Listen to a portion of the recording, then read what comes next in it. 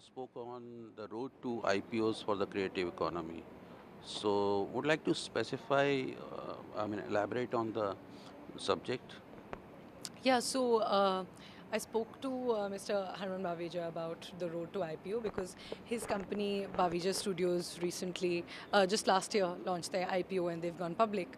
So the conversation that I had here at the Creative Economy Forum with him was how to, one primary point that I got out of that conversation was to how to juggle that balance between creative and money making, between the creative side of your company and the business side of your company. So I think he explained beautifully how to not compromise on the creative aspect, but also not compromise on the business aspect. And he explained how, as a creative business, you can't just think about a story as a story, that this is something that I feel deeply passionately about, and that's why I need to do the story. You have to also think about whether this story is going to make you money, whether this story is going to be commercial for you, because at the end of the day you have to pay salaries, you have to pay the people that are going to write those stories, that are going to work on these films. So I think that's a very important reminder for people like us, people like me, who've just started in the creative industry as well. I run a digital short form news organization called Peak TV. So in that organization also, I think this is an important lesson that while in creative businesses we get swayed by the creative aspect of it, because these are very passion driven businesses, we must not get swayed by that and must also remember the business side of it. And how enthusiastic you find people, creative people, to this idea To this idea, I think this idea needs to be of talked. of um of being economically, not compromising the economic aspect, financial aspect. I think this idea needs to be talked about more, which is why I made it a point to talk about it a lot today, because everything is very rosy on social media, and everybody sees other creators, they see other creative businesses and companies also doing really well, because they're only showing you their good parts, they're only showing you their highs, so to speak. So people get swayed and inspired by just that. So, which is why I think it's extremely important to talk about this aspect, which is while you might get swayed by what you're seeing, what you don't know is how to, even though you might get millions of views or you might get lakhs of followers and subscribers, at the end of the day, how do you monetize those followers and subscribers is what matters to make your business sustainable, to make sure that you can continue doing this for years and years to come. There has been considerable corporatization of the film industry in last few years. So, have you noticed that? That is, what I want to know is that how has it impacted the creative aspect, if at all it has?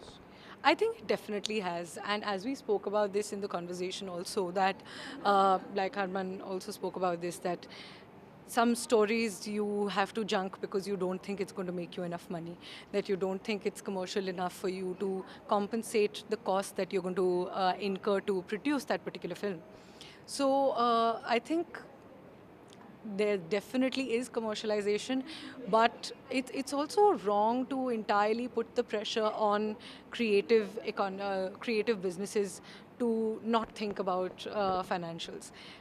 We very often we say that, oh, this movie is too commercial, oh, this show is too commercial. They're not focusing on the story a lot.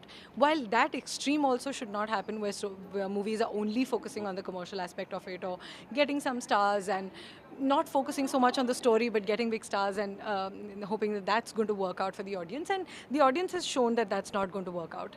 They want a good story to be told for a story to work in the mass market. We've seen that with movies with the biggest stars also not working at the box office these days. So the audience these days demands more than just a face. I think the audience demands more depth in a story. That can be a film, that can be an Instagram reel, Content anything. must be. Yeah. So and even this social media wave, the creator economy on social media has sort of told us that the face doesn't matter as much as the story does. The face definitely matters in Bollywood. It's completely different. I'm not talking about that. There the face matters. But on social media, you will see that completely new people who are completely normal, like you and me, will make make a reel and that'll blow up and everybody will start recognizing them. So the creator economy has really shown us that somebody can go from being an ordinary person who's not recognized by anybody to then becoming a person who goes out and there's paparazzi and there's people coming. So normal, quote unquote, normal people becoming stars, that has been made possible by the creative economy. My last question is regarding free speech. It gets curbed, and especially for the film industry, the audiovisual media, especially there's a lot of issue of the curbing of speech, freedom of expression. So, and this threat to free speech is increasing by the day.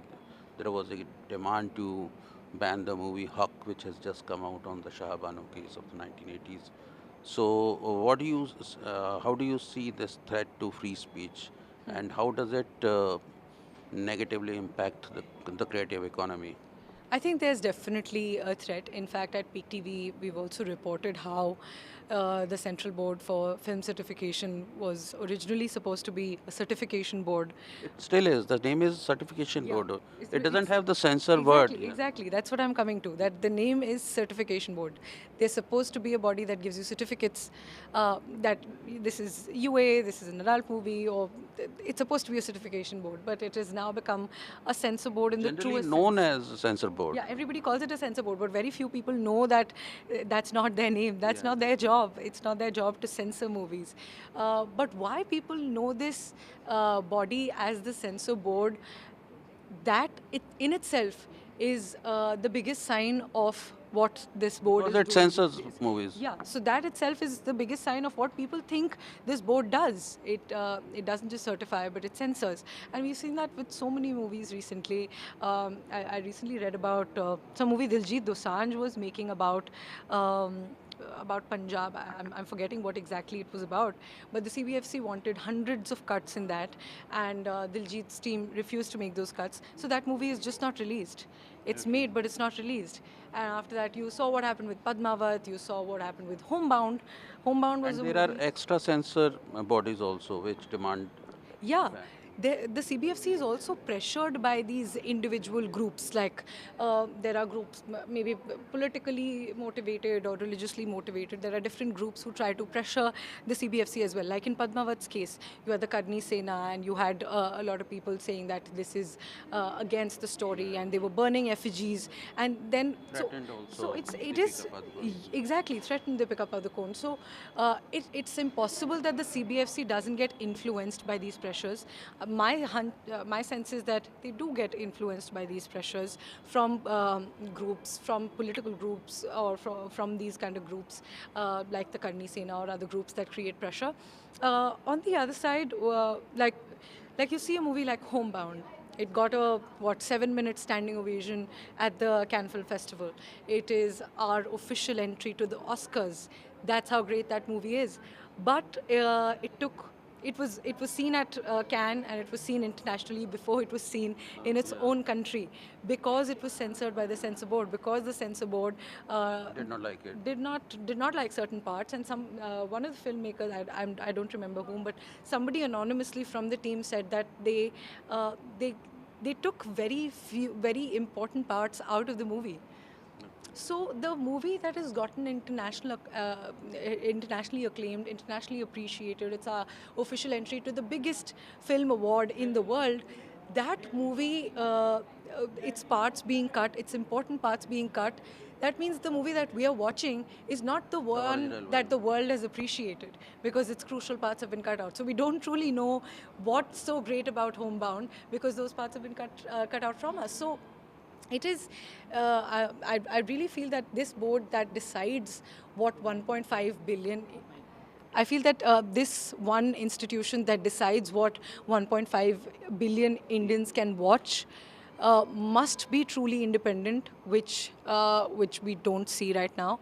Another problem with the board is, and this is also something that we've reported, and a lot of people might not know this, but the current Central Board of Film Certification is not even legally standing, because the tenure of of this current board, which is headed by Mr. Prasoon Joshi, they were elected in 2017, and their tenure ended in 2020 because they were elected for a three-year period. After 2020, there has been no new appointment, there has been no renewal of these people. So currently, we don't even know what's the legal validity of this board. And you can read this, you can watch this video on Peak TV, you can read this. The Indian Express has actually done this investigation where they found out that this is actually the case. A lot of members say that there are not even any meetings that happen. Like you have others like Vidya Balan, you also have uh,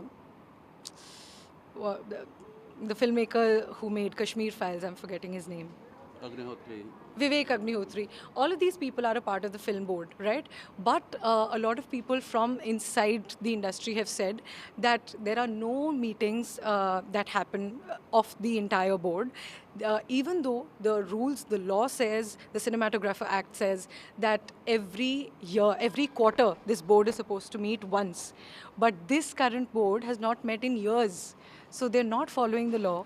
There have been no fresh appointments, so we don't even know how this board is currently legal. So these questions, I think, need to be talked about more than just the censorship bit, because these are the things that are eventually driving the censorship. Some people in that Express investigation, some people also said that currently the Film Certification Board is not even a board. It's run by just one person, Prasoon Joshi.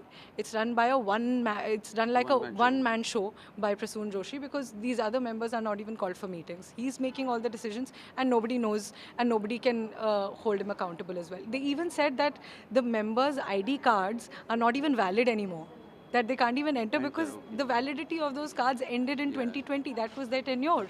And they say that other members have nothing to do, they have no work to do, because Prasoon Joshi is running it like his own one-man ship. That should not be the case. A board has like 10, 15 members so that there can be multiple opinions, so that there can be people who challenge the one leader or the one chairperson of the board.